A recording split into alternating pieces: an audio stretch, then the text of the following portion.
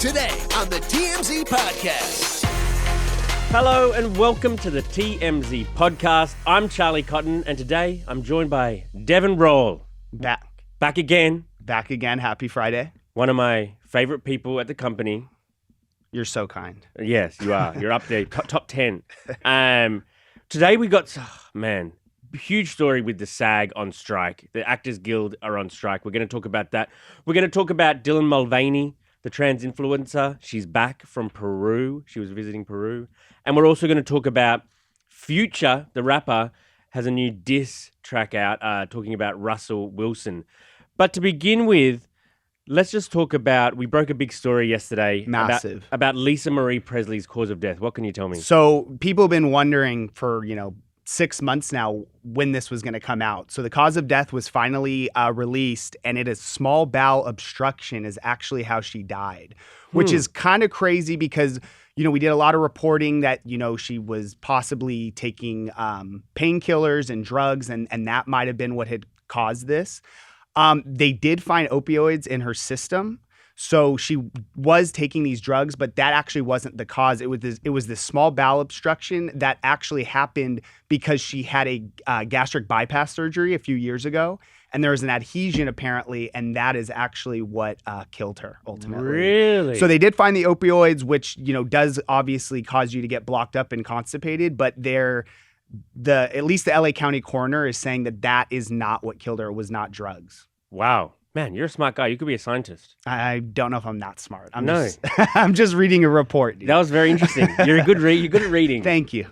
All right. SAG is on strike. All of the actors are on strike. It is a crazy thing. It hasn't happened for decades, half a century or something. The actors walked out of the Oppenheimer premiere. The writers are already on strike, now the actors. So, obviously everyone's question is like, what are we going to be able to watch? Because these people aren't allowed to do anything. Right. TikTok and reality TV. That's going to be it. Because the reality stars, so as far as I understand, the reality stars aren't SAG, at least most of them. So reality TV is going to be at an all-time high because there's going to be no big productions, no scripted shows. And the craziest thing is like just this summer, I know we were looking into it yesterday, but so Deadpool 3 just started filming. Right. The new Gladiator 2 movie, we just recently got those videos and photos of that insane set. Take it down. I don't think they're going to take it down, but it's going to be put on pause. And it's going to be costing, not only are these actors not going to be working, obviously like, Hugh Jackman and those people, Ryan Reynolds, I think they can survive taking a little bit of a break. But, imagine all the other people who are involved in this production. Just the caterers and like exactly the grips. Exactly. And all these people are, who knows? I've heard it could go on as long as 3 months.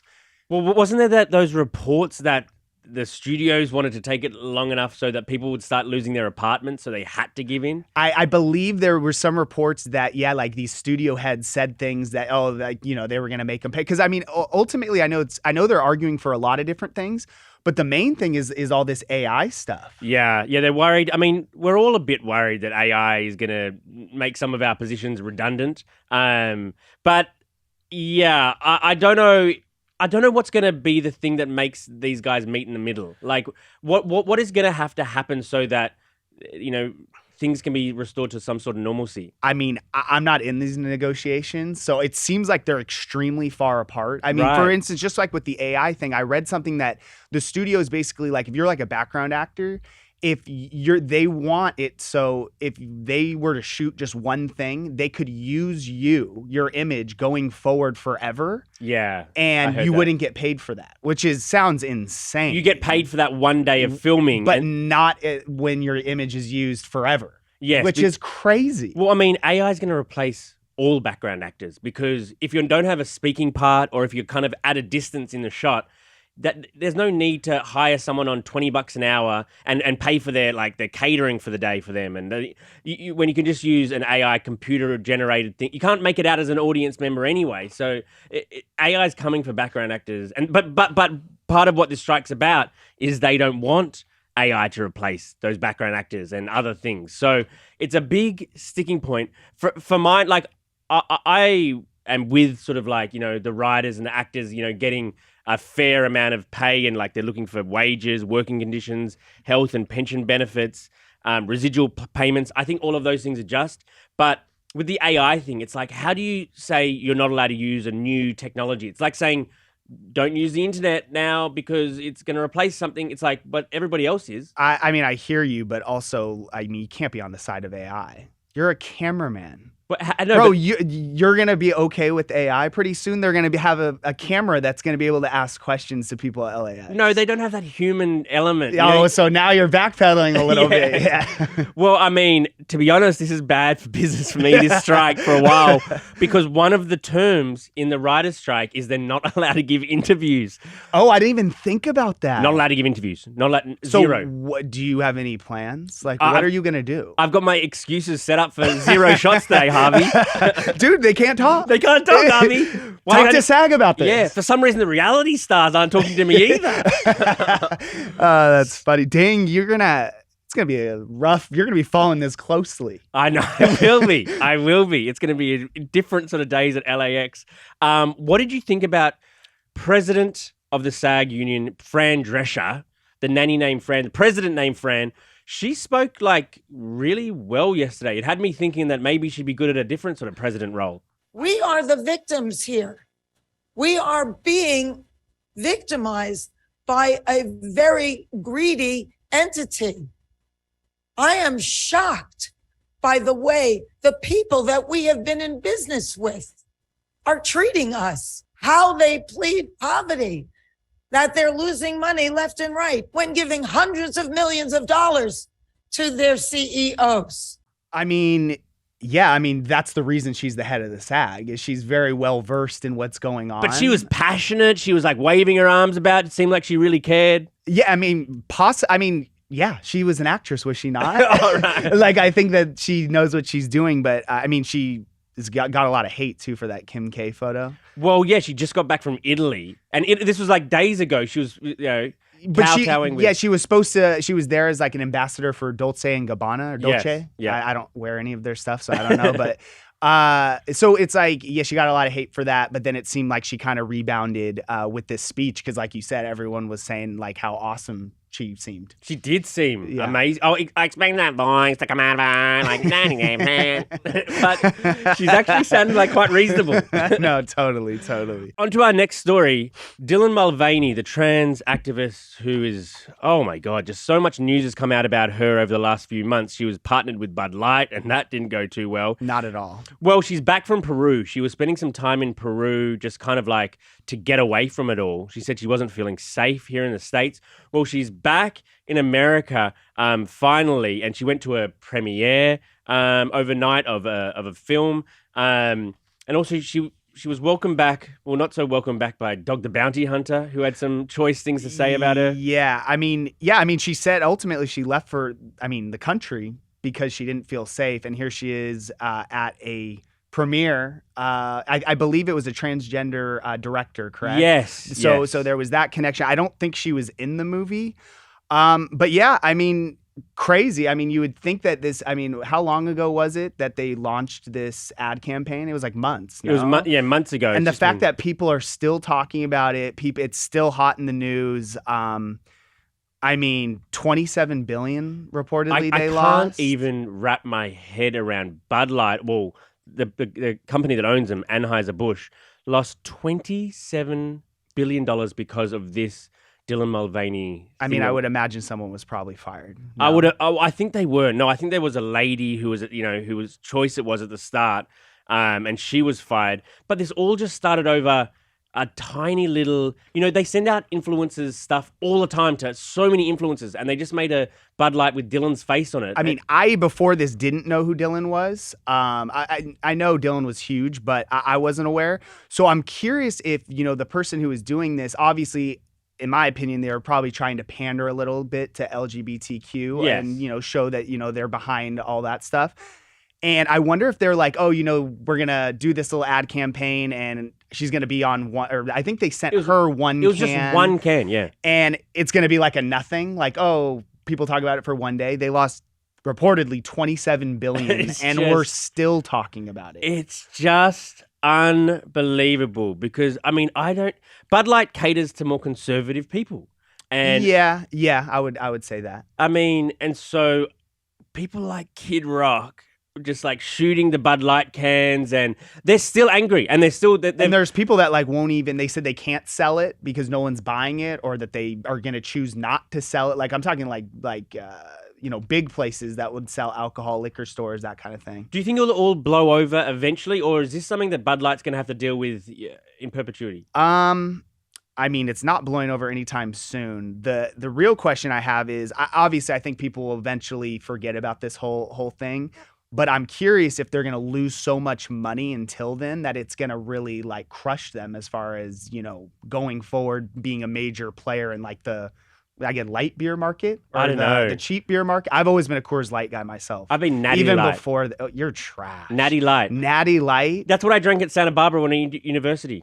How much was a 30? Next to nothing, Yeah, bro. exactly. You know how much beer costs in Australia versus here? It's next to nothing. What do you mean? Like for It's a 30 more expensive there? way more expensive. Oh, really? Like Corona in Australia is like the top shelf. Costs you like $6 or $7 for one Corona in Australia because Mexico's so far away. Yeah, that makes sense actually. But yeah, I mean, there's really been no winners, I feel like, in this situation with the Bud Light stuff because it's like the company obviously lost a ton of money. Dylan's got a lot of hate. She doesn't feel safe.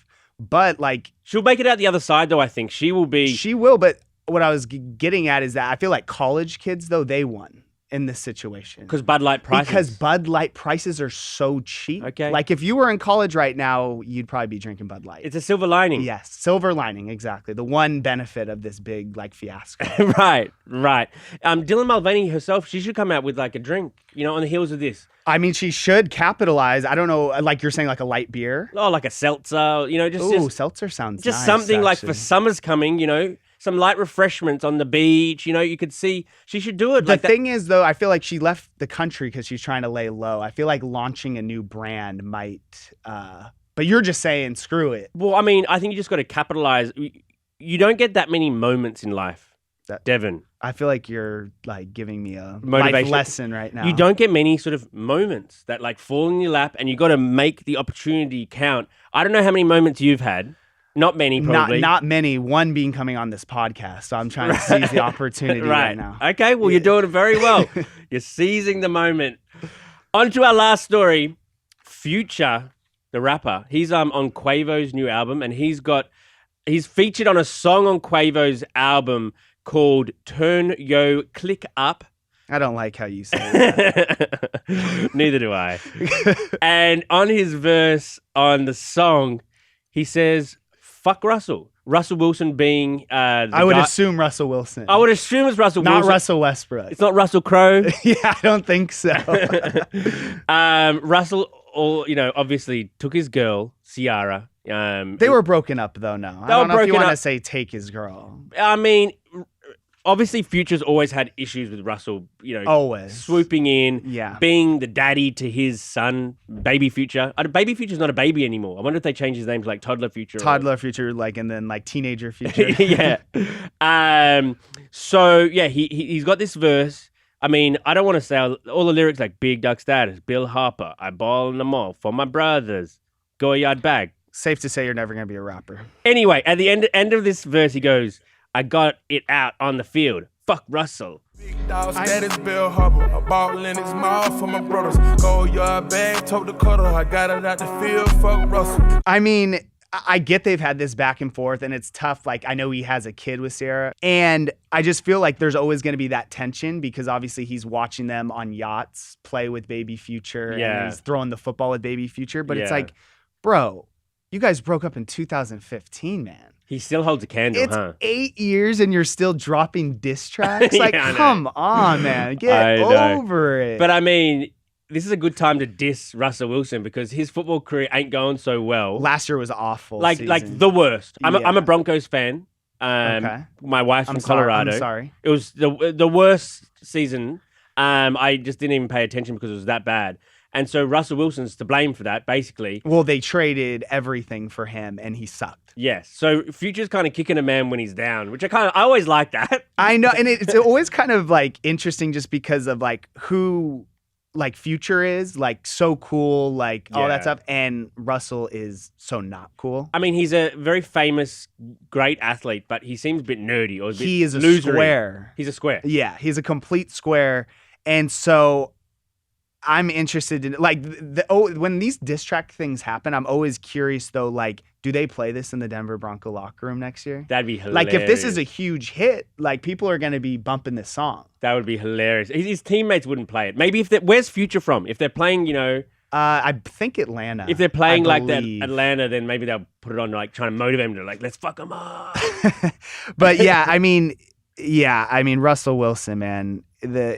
I feel like if you're him though, do you lean into this? What do you mean? Like, do you put on your Instagram story today, like you're playing this music in the background, or he's just too corny? That would actually be the way to sort of win it, just like bouncing and you're just like doing the word, yeah, F Russell. That'd be the way to sort of like win it. Yeah, I mean, I feel like Future's taking an L here, dude. Get over it, man. It is. I mean, he's just so cool. Unless and he's just running out of like words to rhyme, and Yeah. he needed Russell. In that case, like You get it. Yeah, I get it. It's weird that Ciara went from like such like a hard, cool, Exactly. That's rapper what I guy was saying. Such a opposite. to a soft, like kind of nerdy, weird sort of. It's that they are sort of so different in terms of like, what's your type? Exactly. She has no type, clearly. She doesn't. But I hope the Russell Wilson will bring the Broncos back.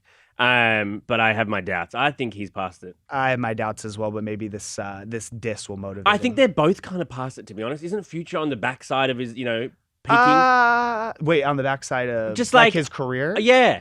I feel like his music still does really, really it well. does? Yeah, maybe not. Are you not listening to Future? No, maybe that's just not it. I'm just not listening. Yeah, You know, I think I- he's still doing well. I used to be a rapper in Australia.